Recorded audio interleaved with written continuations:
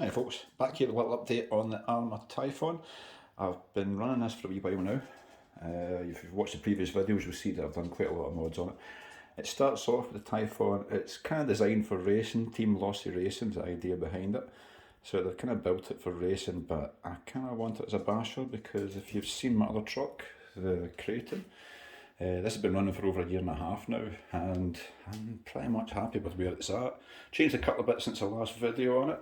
I've updated these rear stays, they're now titanium. Really just because it was the last bit that I hadn't sort of strengthened up on it. The only thing I've actually broken on this is rear spoiler mount, one suspension arm, popped all the screws out of here and had to really sort of bind them back in. No real other issues on it. I've got a little bit of movement and slop on here. So the actual Ackerman plate is moving just a little bit, if you can see there, so that needs stripped out and tightened up. So this is pretty much where I'm at with that one. I use it for bashing, thrashing, send it really high in there, things like that, but this one here is a little bit faster, so it's more sort of high speed on grass and things like that. You can tell by how clean it is, because it's dead easy to keep it clean when you're out on grass alone. Bits that I do want to change on it now. At the moment, I've still got quite a lot of TLR parts on it, so all these little pins that hold the suspension are held into plastic cups. I've rounded out a few of them with some pretty nasty landings. I want to change them, put it back to the old traditional style Arrma where it's a straight pin going through there, same as this idea here. So I've got myself another set of pins. I've got titanium plates that go on. I've got one on the back already, I just went ahead and put that on. I'd already broken the spoiler off this with a bad landing, so when I rebuilt it I stuck this on as well. You'll see there's titanium drive shafts on the rear. I've got another set for the centre and for the fronts. They are going to go on when the next build happens, which is going to be any day now. I really like the chassis that came with this. It's hard to see because I've got all the bits inside it just now, but it's all sort of, it's machined out to be lightened in the areas it can be lightened in, and it's tough in the areas it's tough in. It stood up really well, I have to say, because this thing's gone everywhere and the chassis is still straight.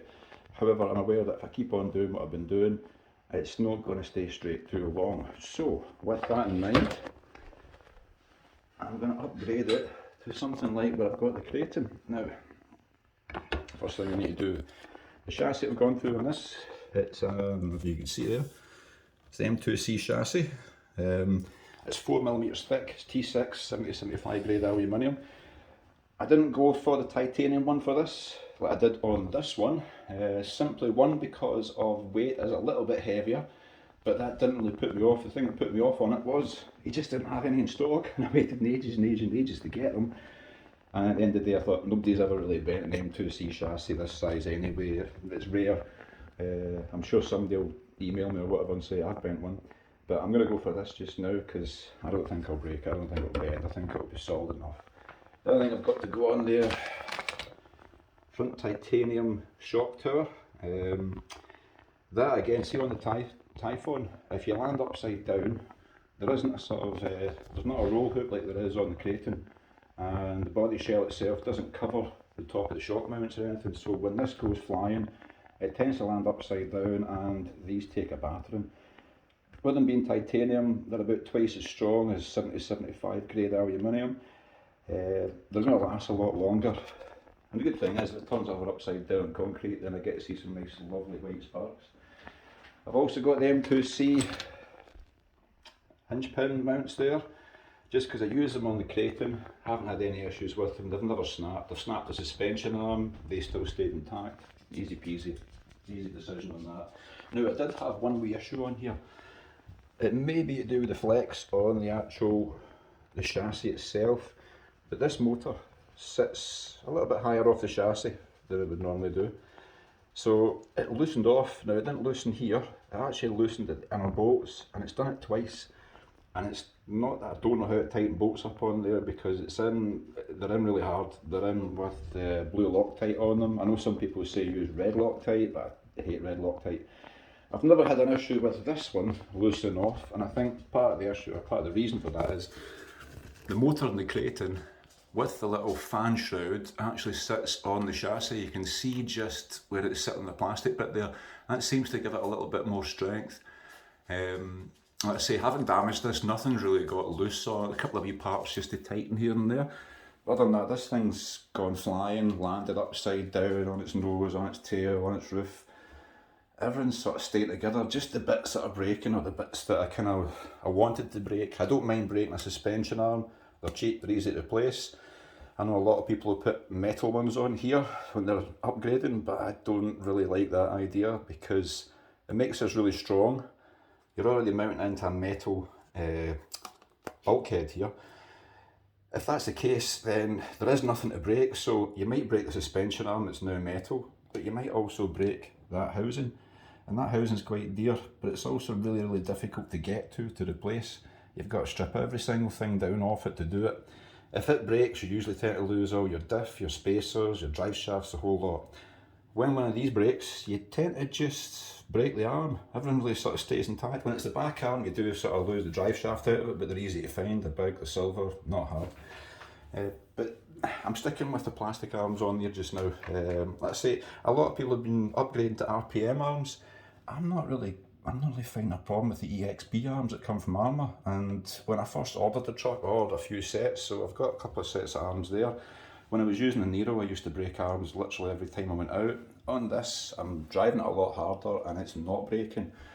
So what I really want to do is I want to try and sort of upgrade this. These suspension arms are a lot shorter, so they are the standard Typhon arms. I don't mind sort of sticking with them. I am going to upgrade, let's say, all the drive shafts all round to be titanium. The reason for that is 1, they don't bend anywhere near as easily as steel. 2, they spin up a whole lot better. They don't flex and wobble. And you do get a lot of that. If you've ever watched any of Raz Schiffin's videos, he's done quite a few runs, but he's got little cameras inside the car, and you can see how much those drive shafts flex. When they do flex and move a little bit, centrifugal force throws that out. It becomes even worse, slows the car down, puts a huge vibration into it, and you lose a lot of power through that. Using titanium ones, I don't have that problem. I don't have the bend or anything like that there. It doesn't flex, and like I say, it spins up far better, so they're going to be going on there. Other wee bits I'm going to sort of change over on it. Because I had the problem with the motor mount, I have got a new part to change to, and this is what I was waiting for. It came in the other day. This is from Scorched Parts. It's beautiful, it's a nice piece of engineering. I know that there's a lot of people using these on speed runs and things like that, and one of the reasons they're doing that is it's a lot better built, it's a lot easier to mesh because you can just adjust it, but also it's got a larger footprint on the chassis. So when it's bolted down, there's less flex in it. I'm going to give that a try, see how it works for bashing. But in the meantime, I've got an awful lot of stripping and then rebuilding to do. So I'm not going to bore you all to death just now with a whole pile of screwdriver turnings and things like that there. What I'm going to do is I'm going to start building it up in little sections, and I'm going to put the chassis together with the front and rear bulkheads, suspension and the motor mount first. And I'll come back to you and let you know how I'm getting on, how everything fits, because you do get some fitment issues with these occasionally just because you're mixing all sorts of different manufacturers' parts together. But at the moment, everything's going well with them.